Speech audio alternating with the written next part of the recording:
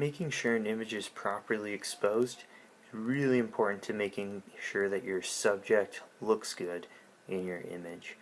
We're going to talk about three things that influence the exposure of an image on your camera. There's the ISO, there's the shutter speed, and there's your aperture. The ISO is a sensor, and the ISO 100 is the least sensitive. The ISO 1600 is the most sensitive to light in your camera. Now your shutter speed is the amount of time your shutter is open to allow light to hit that sensor, and then your aperture is the ring in your lens. The bigger the aperture, the more light it's going to let through, and the smaller the aperture, the less light it's going to let through and hit that sensor. So I'm going to show you on a DSLR camera here on manual mode how those three work together to properly expose an image. Now you can see here a light meter, and at 0 that's a properly exposed image that you're going to get if I took a picture right now.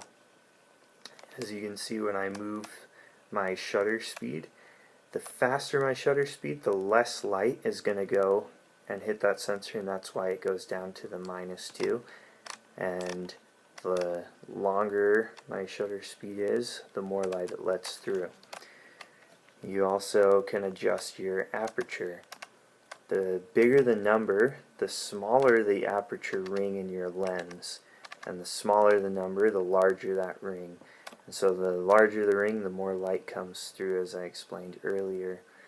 Now I'm going to show you an example. I took some pictures of this gingerbread man, of what an underexposed image looks like, what an overexposed image looks like, and what a properly exposed image looks like.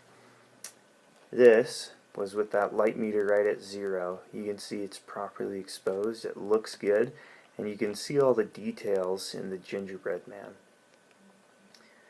This is an underexposed image of that gingerbread man. You can see the tree disappears, his arms and legs disappear into the tree, even though you can still see the white of the frosting pretty well.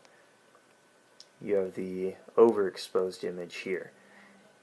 You can see the gingerbread man is washed out. You can see the details of the tree really nicely, but that's not the focus of this image, it's the gingerbread man. So know your subject, make sure you expose properly to your subject, and that's going to help you get a really nice image.